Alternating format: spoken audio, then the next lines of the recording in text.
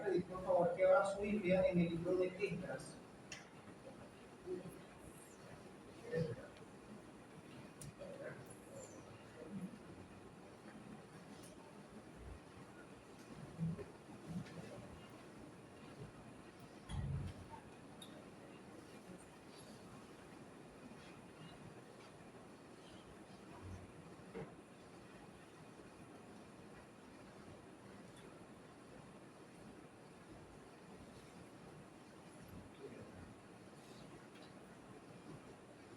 Hoy nos corresponde, mis hermanos, continuar con Esdras capítulo 2. La semana pasada nuestro pastor estuvo compartiéndonos el final de Esdras capítulo 1, por lo tanto hoy vamos a Esdras capítulo 2. Y para aquellos que les gusta tomar nota, el tema de hoy tiene por título La promesa cumplida, el regreso del pueblo. Ese es el título de nuestro tema de hoy, la promesa cumplida, el regreso del pueblo. Y es de eso que vamos a estar hablando durante esta mañana.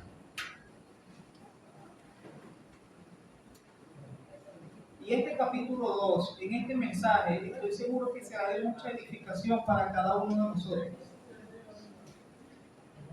Pero es importante para entender el texto que vamos a exponer hoy, recordar, mis hermanos, que este libro tiene como tema central el regreso del pueblo de Israel del exilio babilónico.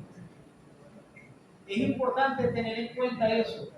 Es importante recordar que el tema central de todo el libro es el regreso de Israel del exilio de Babilonia. Y como lo comentamos tanto el pastor como yo durante las últimas dos predicaciones, en todo el Antiguo Testamento, el pueblo de Israel había sufrido varias veces en su historia algunos episodios en los que parecía que el pueblo había llegado a su fin, en los que parecía que ya se iban a extinguir, que había llegado el fin del pueblo de Israel. Eso pasa varias veces en el Antiguo Testamento. Ya que el pueblo judío varias veces parecía que se iba a extinguir a manos de los imperios dominantes en la historia. Recordemos, mis hermanos, que primero ellos fueron oprimidos por los egipcios, luego fueron liberados, fueron a la tierra que Dios les había prometido, pero por su desobediencia habían sido conquistados varias veces por otros reyes. Y uno de ellos, como lo comentamos en las predicaciones pasadas, era el reino de los babilonios, el reino de Babilonia, donde comandaba un rey llamado Nabucodonosor. Nabucodonosor se los llevó de su tierra, pero el Señor por medio de Jeremías les prometió que iban a volver, les prometió que los traería de vuelta. Y es por eso que el tema de hoy tiene ese título, la promesa cumplida, el regreso del pueblo. Leamos por un momento Esdras capítulo 2. Y por efectos de tiempo, mis hermanos, no vamos a leer todo el capítulo 2, sino algunos fragmentos.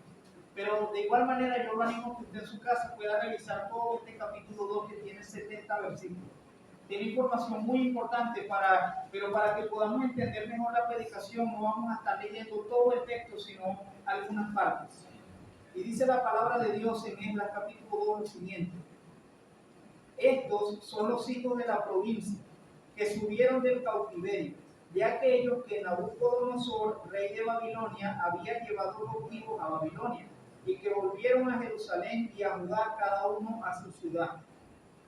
Vinieron con Zorobabel, Jesúa, Nehemías, Seraías, Reelaía, Mardoqueo, Bilsán, Mispar, Bigrai, Reúm y Baaná, el número de los varones del pueblo de Israel. Este segundo capítulo de Esdras registra los nombres de los que regresaron con Zorobabel a Jerusalén. El texto comienza diciendo en el versículo 1 que volvieron los hijos de la provincia. Y la razón, mis hermanos, por la cual dice hijos de la provincia, se refiere al hecho de que ellos seguían bajo el dominio de los persas. Recuerden que cuando estuvimos estudiando el capítulo 1 hablamos de un rey llamado Ciro. Ciro de Persia era el rey que les permitió a ellos que volvieran a Jerusalén. Pero el hecho de que el rey les haya permitido que volvieran no quiere decir que eran totalmente libres. Ellos iban a volver a su tierra, tenían el permiso de reconstruir el templo, pero a pesar de eso, ellos seguían bajo el dominio de los persas.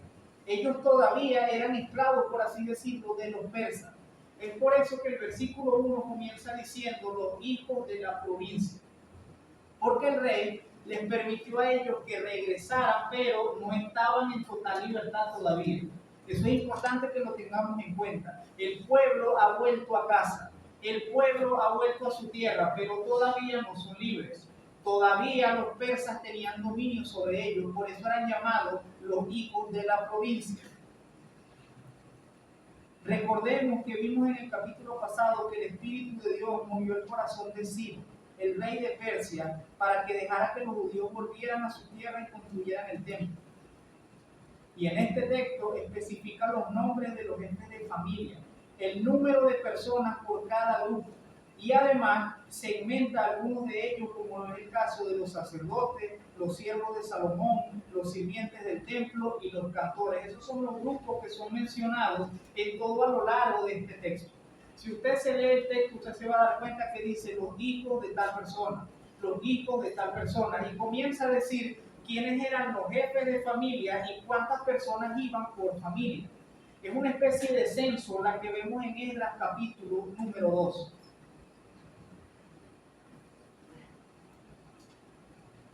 En Esdras capítulo 2.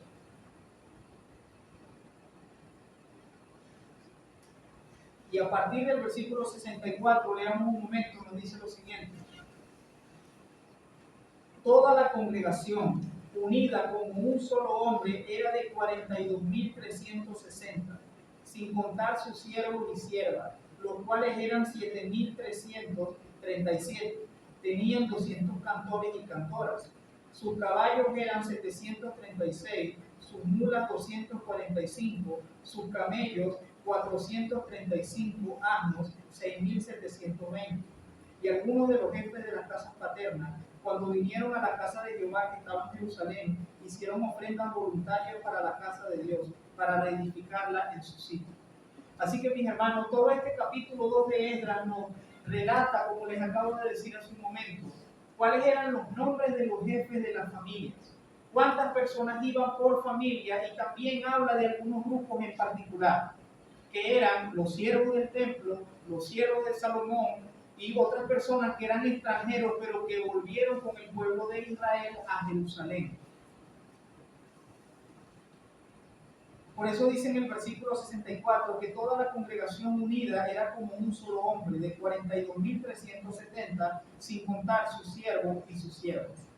Y mis hermanos, aunque se escuche como un número muy grande de personas, en comparación con lo que era Israel cuando era un país completo, sin una división, y que era un reino poderoso con David y Salomón, ese número de personas que leemos ahí son muy pocas. Era solamente un remanente de personas que habían quedado, que estaban regresando a su tierra. Porque recordemos que en el capítulo anterior se dice que hay algunos que decidieron quedarse con los persas y aportar económicamente a lo que era reconstruir el templo. Y también es interesante, mis hermanos, además de los nombres y los números de las personas que regresaron al pueblo, también es interesante ver lo que ellos hacen cuando regresan. Porque noten que al final del texto, en los versículos 68 y 69, dice que lo primero que hacen algunos judíos es que vieron el templo. Y seguramente al recordar lo que significaba para ellos, al recordar que eso era la casa de Dios, ofrecieron ofrendas voluntarias para reedificar la estructura. Lo primero que hacen los jefes de familia cuando vuelven a Jerusalén es ver que el templo está destruido. Y al recordar que eso no era cualquier cosa, al recordar que el templo era la casa de Dios, el lugar donde habitaba la presencia de Dios, lo primero que hacen es dar ofrendas voluntarias. La prioridad que ellos tenían cuando regresan al templo no era volver solamente a su casa, no era volver a rehacer su vida, no era sus vidas personales. Cuando ellos recién regresan a Jerusalén, la prioridad es reconstruir el templo. La prioridad es volver a adorar a Dios. La prioridad es que la casa de Dios que había sido destruida por los babilonios se volviese a levantar. Y eso nos lleva, mis hermanos, a nuestra segunda parte del tema de hoy. Al leer este texto podemos considerarlo un poco extenso, y aún al encontrarnos con esta genealogía es muy probable que no le demos mucha importancia. Es muy probable que pensemos que solamente son muchos nombres y muchos números de personas. Es muy probable que nos podamos preguntar qué tiene que ver eso con nosotros. ¿Qué tiene que ver con nosotros todos los nombres que aparecen ahí y el número que aparece allí? Pero mis hermanos, es muy importante considerar que para la audiencia original sí era muy importante conocer esa lista tan específica de los que volvieron a la tierra con Zorobabel. En primer lugar, el hecho de que hayan sido registrados los nombres de la familia debe llevarnos a pensar que lo que está relatando Esdras 2 es un hecho histórico, es un hecho verídico, no es una fantasía, no es algo inventado. En Esdras 2 nosotros leemos algo que realmente sucedió. Y una prueba de que eso sucedió es que ahí están los nombres de la gente que regresó a Israel. Ahí están los nombres y los números de personas que regresaron al pueblo. Es un registro verídico, es un registro histórico. Y además, mis hermanos, permítame ilustrarlo de la siguiente manera. Para nosotros puede que no tenga tanta importancia todos esos nombres, pero imagínense lo importante que era para la audiencia original, para ellos, para los judíos. Es como que en este momento que estamos pasando, que hubo el terremoto, que hay personas bajo los escombros, es como que salga un decreto del gobierno nacional con el nombre de las personas salvadas. Para nosotros pues es muy importante conocer eso, saber quiénes son las personas que han sobrevivido a la catástrofe. Y lo ilustro de esa manera para que usted entienda lo importante que era para ellos. Porque nosotros no conocimos a esas personas, pero ellos sí. Cuando ellos leyeron este registro, ellos sabían de quiénes estaban hablando. Por eso, para los judíos era muy importante saber estos nombres, de quién están hablando, porque ellos conocían a esta gente, conocían a estas familias.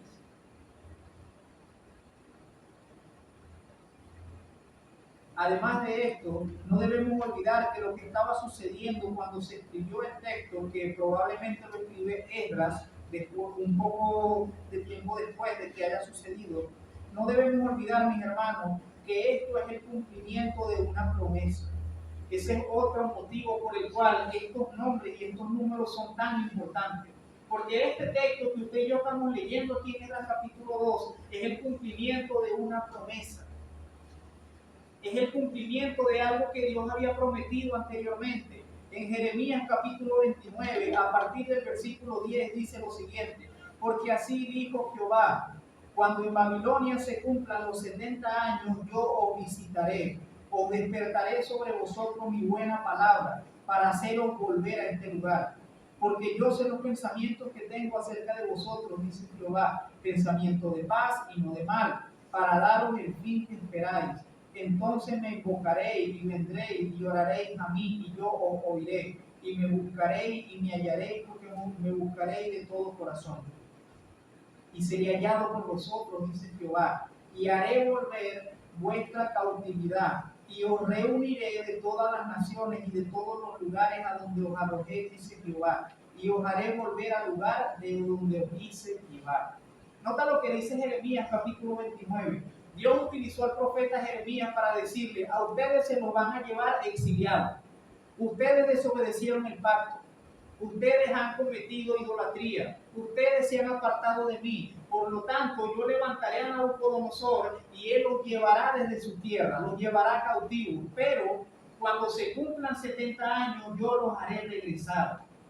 Eso es lo que dice Jeremías 29 a partir del versículo 10. Yo los haré regresar. Así que cuando leemos en Esdras ese inicio que dice, estos son los nombres de las personas que regresaron, debemos interpretarlo también de esa manera. Debemos interpretar, debemos entender, mis hermanos, que Dios está cumpliendo una promesa. Dios le dijo al pueblo de Israel: cuando se cumplan 70 años, ustedes van a regresar. Ustedes me van a volver a buscar, pero esta vez me van a encontrar. Porque me van a buscar de todo corazón. Van a orar y yo los voy a escuchar. Van a invocar mi nombre y yo estaré ahí con ustedes. Y Esdras capítulo 2 tiene esa especificación por eso. Porque Dios está cumpliendo una promesa. Dios cumple lo que promete, mis hermanos. Y es algo que debemos tener muy en consideración cuando leemos este tipo de textos. Si Dios promete algo, Dios lo cumple. Si Dios dice algo en su escritura, eso se cumple. En el tiempo que Él dice, en el tiempo que Él tiene, en su plan eterno, pero lo que Él dice, eso se cumple. Hace pocos días escuché el fragmento de un hermano que estaba predicando, que ese hermano decía, muchas personas hoy en día se decepcionan de Dios porque se hacen ideas en su cabeza de cosas que Dios no ha prometido. Y como ellos creen que Dios ha prometido algo y eso no se cumple, se decepcionan de Dios y se apartan de Dios. Por eso debemos aprender a identificar lo que Dios sí ha prometido. Lo que Dios sí promete en su escritura, eso Él lo cumple. Como vemos aquí este cumplimiento de Jeremías capítulo 29. Dios dijo en Jeremías capítulo 29, cuando se cumplan 70 años, yo los haré regresar. Y recuerden que cuando leímos en el capítulo 1 dice, cuando se cumplieron 70 años, el rey Ciro de Persia les permitió que regresaran. Se cumple la profecía dada por Jeremías y esa es otra importancia que vemos en este texto. Era el recordatorio para ellos de que Dios es fiel, de que Él cumple lo que ha establecido, de que su pacto permanece a pesar de la infidelidad y del pecado del pueblo. Y también es importante, mis hermanos, reconocer lo siguiente. Aunque el pueblo estaba experimentando las bendiciones de Dios al volver a su tierra y reconstruir el templo, necesitaba permanecer fiel al pacto, obedecer a Dios y volverse a Él. Y es por eso que Esdras escribe tanto el libro de su libro como el de Jeremías, con ese propósito. A pesar de que el pueblo ya había regresado, ya había visto la bendición de Dios, de que Dios les cumplió la promesa y ellos volvieron a su tierra, Esdras consideró importante que el pueblo se mantuviera fiel, que se mantuvieran caminando con Dios, y por eso escribió este texto. Para que ellos recordaran que Dios los había hecho volver a su tierra, para que ellos se mantuvieran fieles al pacto, para que ellos recordaran la maravillosa obra de Dios que hizo, que los hizo volver del cautiverio a su tierra. Así que ahí podemos aprender la importancia de este texto, mis hermanos, la importancia para la audiencia original. Lo que sucedió es que el pueblo regresó al Señor, es que el pueblo regresó al pueblo, y eso significaba regresar también al Señor. Y eso nos lleva a nuestra tercera y última parte por el texto de hoy. El regreso del pueblo es una figura, es una representación de la iglesia yendo al cielo nuevo y a la tierra nueva. Porque ahí entra la pregunta que nos hicimos hace un momento. ¿Qué tiene que ver esto conmigo? Usted puede estar pensando, ya entendí lo importante que era para ellos. Ellos primeramente conocían a las personas que son nombradas. Ellos conocían a todas las personas que el texto dice, que el texto especifica. Entonces para ellos es muy importante eso. Ellos necesitaban recordar la promesa de Dios cumplida. Entonces para ellos era importante en ese sentido. Pero ahora, ¿cómo puede eso tener importancia para nosotros? Para la iglesia del Señor. ¿Qué tiene que ver este texto ahora con el cumplimiento en la iglesia del Señor? Entendiendo tanto lo que relata el texto y el contexto en el que fue escrito, en primer lugar, además de la promesa particular que Dios le hizo a Israel por medio de Jeremías, también debemos recordar que Dios estaba preservando al pueblo del pacto. Dios estaba preservando a su simiente, a la promesa de Génesis 3:15 que habla de Cristo. Cuando hicimos la introducción al libro de Esdras, dijimos algo en particular acerca del Antiguo Testamento. El Antiguo Testamento habla de un pueblo, que es Israel. Pero la importancia de ese pueblo de Israel es que Dios hizo un pacto con ellos, que Dios hizo una promesa. Esa promesa tú puedes verla en Génesis 3, capítulo 15. Cuando Adán y Eva pecaron, en Génesis 3:15 es la primera promesa de que Cristo iba a regresar. Así que, mis hermanos, durante todo el trayecto del Antiguo Testamento nosotros podemos ver cómo Dios cuida y preserva a ese pueblo.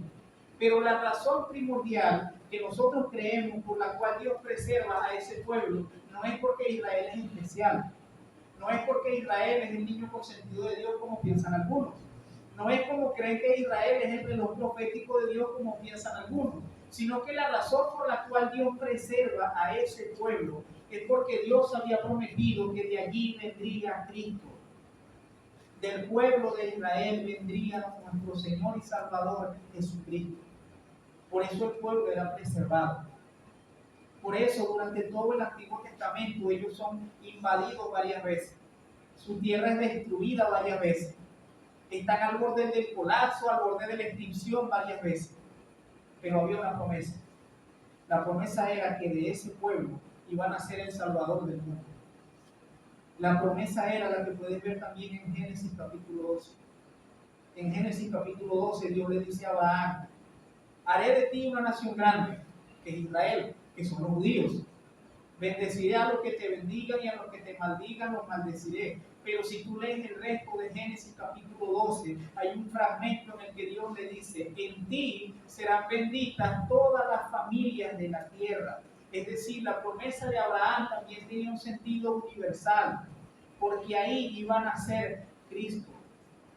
Así que, mis hermanos, cuando nosotros vemos en el Antiguo Testamento todo lo que le pasa a Israel, y vemos que a pesar de la infidelidad de Israel, a pesar de que cada rato se apartan, a pesar que desobedecen, a pesar que no guardan el pacto, Dios los preserva, Dios los restaura. A pesar de todas esas cosas, el pacto de Dios se mantiene. Podemos entender dos cosas allí. Número uno, podemos entender la fidelidad de Dios. No fidelidad con el pueblo, fidelidad a Él mismo y a lo que Él ha prometido. Y aparte de entender la fidelidad de Dios, podemos entender que hay un propósito mucho más grande. La razón por la cual Dios preserva a ese pueblo es porque de esa simiente, de ese pueblo, iba a venir nuestro Señor y Salvador Jesucristo. Como Cristo no había regresado, el pueblo no podía ser destruido. Como Cristo todavía no ha nacido, no hay poder humano que pueda destruir ese pueblo de Israel, porque Cristo no ha nacido todavía. Y esa es la promesa más importante del Antiguo Testamento, como lo dijo el pastor en el inicio, como lo dijo el pastor en la enseñanza del principio. La Escritura tiene un tema central, y ese tema central que tiene la Escritura es la obra de Cristo. Y esa es la manera en la que debemos entender el Antiguo Testamento. Sin importar el panorama, los judíos iban a ser preservados y posteriormente iban a ser restaurados, porque de ese pueblo iban a ser nuestro Señor y Salvador Jesucristo. Y además de esto, mis hermanos, este texto también nos enseña muchas cosas acerca de Cristo mismo por lo siguiente. Recuerda que en el versículo 1 de Esdras capítulo 2 dice lo siguiente: estos son los hijos de la provincia que subieron del cautiverio, de aquellos que Nabucodonosor, rey de Babilonia, había llevado cautivos a Babilonia, y volvieron a Jerusalén y a Judá, cada uno a su ciudad. Y el versículo 2 dice: vinieron con Zorobabel. Ese va a ser un nombre importante en el resto del libro, Zorobabel. Y la razón, mis hermanos, es porque Zorobabel era una representación antecesora de Cristo. En primer lugar, si tú investigas el Antiguo Testamento, vas a encontrar algo muy particular en Zorobabel. Y es que Zorobabel era un descendiente del rey David. Y si Zorobabel es un descendiente de David, Zorobabel tiene el mismo linaje de Cristo. Tú puedes ver eso en Mateo capítulo 1. En Mateo capítulo 1 habla de toda la genealogía de Cristo. Y en esa genealogía aparece Zorobabel. Este Zorobabel que trajo al pueblo consigo otra vez a Jerusalén. Zorobabel aparece ahí en esa genealogía. Porque Zorobabel, como les digo mis hermanos, es un descendiente de David. Y además de esto, mis hermanos, en Ageo capítulo 2, a partir del versículo 20, dice lo siguiente: vino por segunda vez palabra de Jehová a Ageo, a los 24 días del mismo mes, diciendo: habla a Zorobabel, gobernador de Judá, diciendo: yo haré temblar los cielos y la tierra, y trastornaré el trono de los reinos, y destruiré la fuerza de los reinos de las naciones. Trastornaré los carros y los que ellos suben, y vendrán abajo de los caballos y sus jinetes. cada cual por la espada de su hermano. En aquel día, dice Jehová de los ejércitos, te tomaré, oh Zorobabel, hijo de Salatiel, siervo mío, dice Jehová, y te pondré como anillo de sellar, porque yo te escogí, dice Jehová de los ejércitos. En ese pasaje nosotros podemos comprender dos cosas. Número uno, Zorobabel llega a ser el gobernador de Judá. Recordemos que es un descendiente de David. Y si tú lees 1 de Samuel y 2 de Samuel, tú encuentras que Dios le prometió a David que su reino iba a ser perpetuo. Que el reino de Israel siempre iba a venir por la casa de David. Así que aquí se está cumpliendo también ese legado. De que Dios había prometido a David que todos los reinos vendrían de su descendencia, vendrían de su casa, los reinos de Judá. Así que Zorobabel llega a ser un gobernador de Judá. No llega a ser un rey como tal, porque recuerden que ellos en este momento no tienen reinado. Ellos en este momento, el rey de ellos es el rey de Persia, no tienen un reinado propio, pero es un gobernador de Judá. Y en ese sentido, Zorobabel es una representación de lo que sería luego Cristo.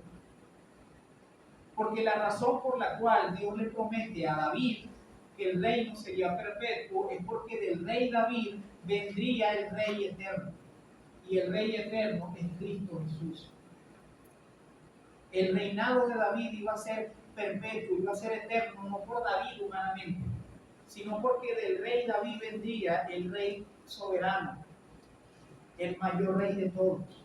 Vendría el rey eterno, y ese rey eterno es Cristo.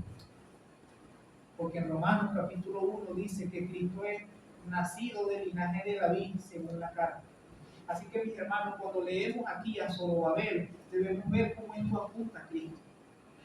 Un gobernador de Judá, como luego iba a ser el gobernador principal de Judá, que es Cristo. Aparte de eso, Zorobabel tenía una misión: llevar al pueblo otra vez a la tierra, pero más que eso, tenía la misión de llevar el pueblo otra vez a la adoración a Dios. Así como lo comentó el pastor la semana pasada. Así como Esdras y Zorobabel fueron encargados de llevar el pueblo hacia la adoración a Dios en el Nuevo Testamento, en el Nuevo Pacto, Cristo hace eso, pero de manera plena, de manera suprema.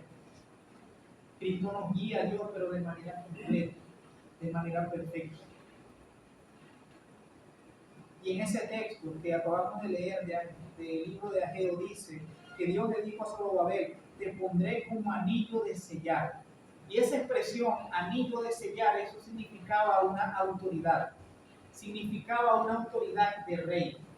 En la época antigua y en el Antiguo Testamento, eso es lo que significaba la expresión anillo de sellar. Es decir, te daré autoridad. Te daré autoridad de rey. Y noten que en ese texto de Ageo, Dios dijo que iba a destruir los demás reinados. Que iba a destruir los reinados que estaban alrededor, y el anillo de sellar lo iba a tener Zorobabel. Y si tú lees el resto del libro de Esdras, te vas a dar cuenta de algo, te vas a dar cuenta de que eso como que no se cumple. Porque en el tiempo de Zorobabel, los reinos todavía existen. Pero mis hermanos, eso que Dios le dijo a Zorobabel no se iba a cumplir con él físicamente. Se iba a cumplir de una manera espiritual con Cristo. Porque Zorobabel era del linaje de Cristo. Y cuando llega Cristo, ahí sí sucede eso de manera espiritual, que todos los reinos están rendidos a Cristo. De que Cristo tiene el reinado que está por encima de todos los demás. Así que mis hermanos, nosotros en este texto podemos ver a Cristo cuando nosotros miramos a Zorobabel, gobernador de Judá, como luego lo sería Cristo perpetuamente. Líder espiritual, como luego lo sería Cristo completamente. Y por último, mis hermanos, el regreso de los judíos a su tierra prefigura el futuro de la iglesia. El regreso de los judíos a su tierra representa la realidad futura de la iglesia. Representa aquel día en que todos seremos una sola congregación e iremos a un cielo nuevo y una tierra nueva, tal como dice en Apocalipsis a partir del versículo 22, que ya se lo voy a leer, mis hermanos. Esa es otra manera por la cual nosotros podemos ver la importancia que tiene este texto.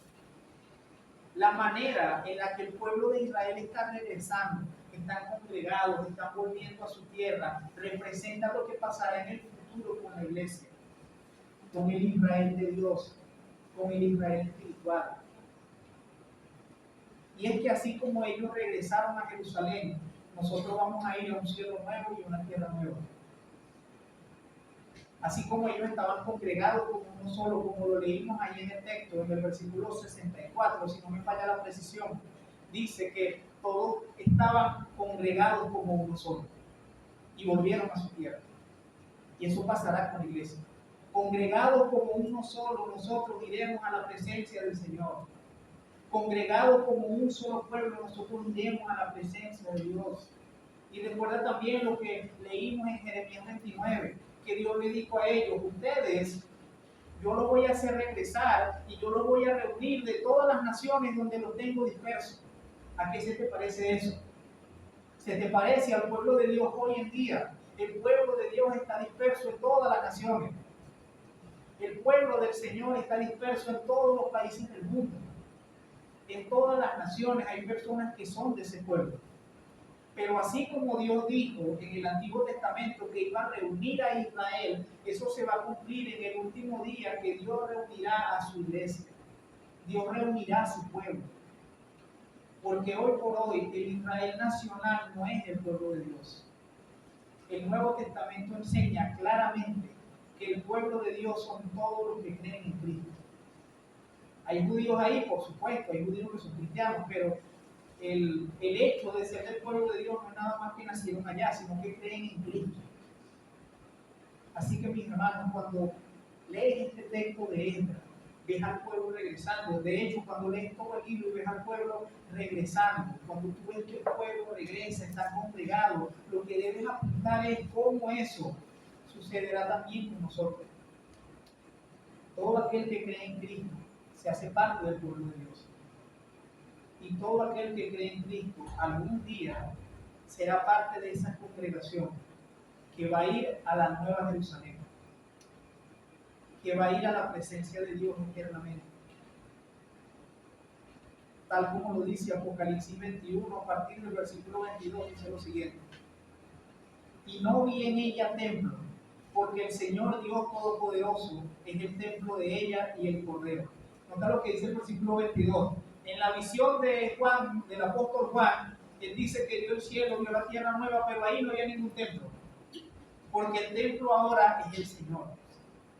No es casualidad que esto esté relacionado con el libro de Esdras. Recuerda que en el libro de Esdras, en esos capítulos que hemos leído, la misión de ellos al regresar era reconstruir el templo.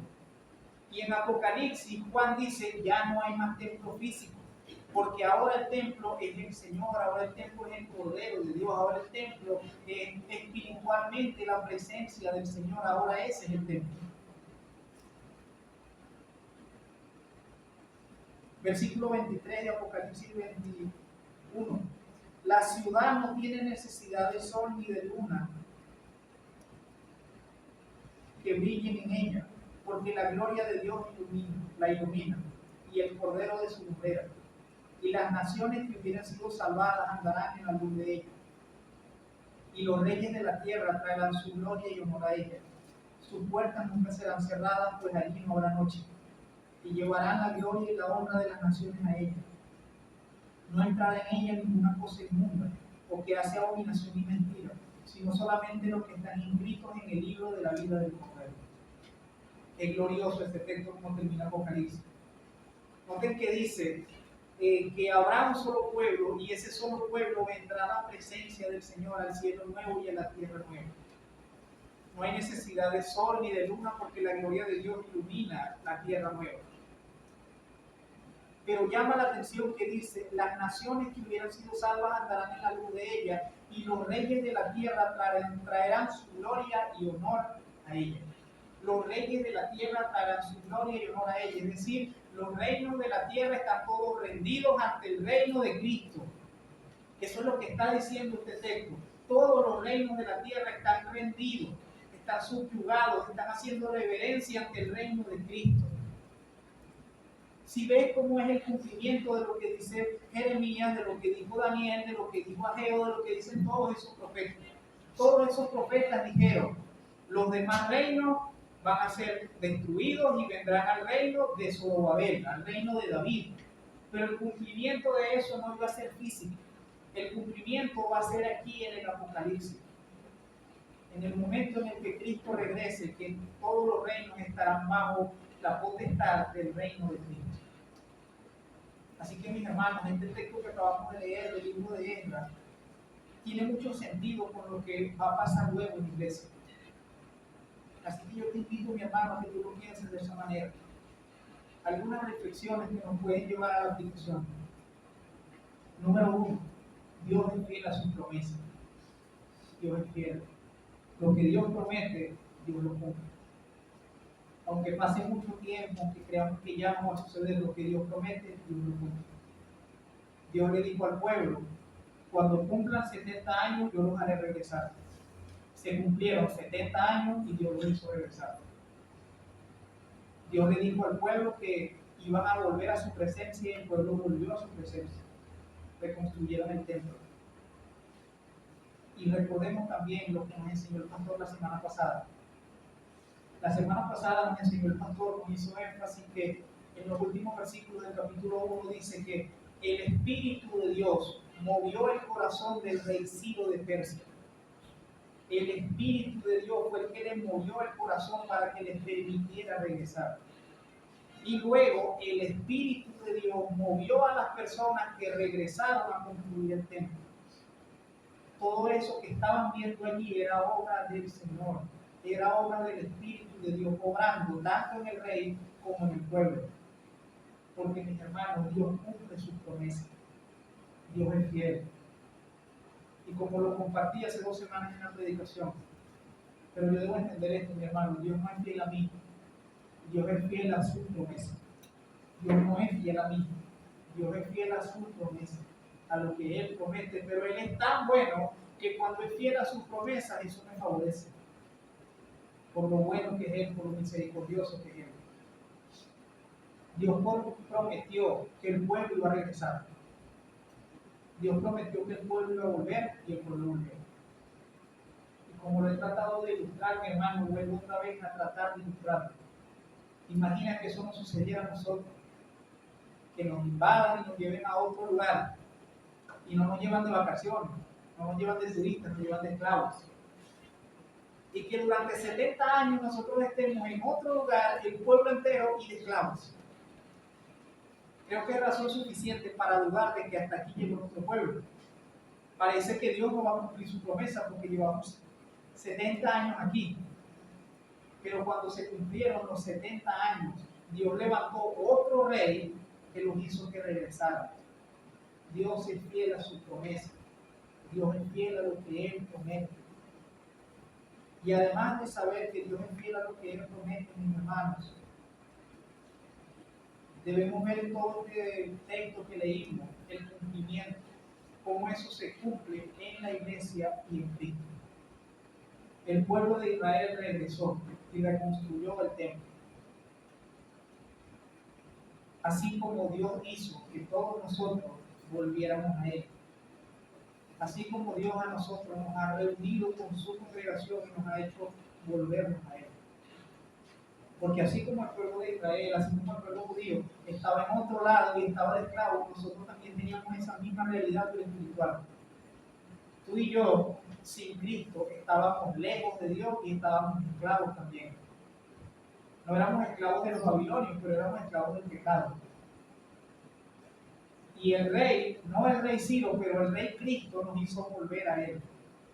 Nos sacó de ese reinado y nos hizo volver a Él.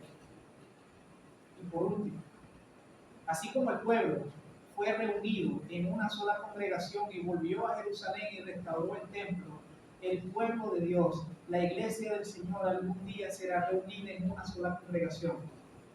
Irá a la presencia del Señor y el pueblo y el templo ya no es físico, porque el templo ahora es la presencia de nuestro Señor y Salvador Jesucristo.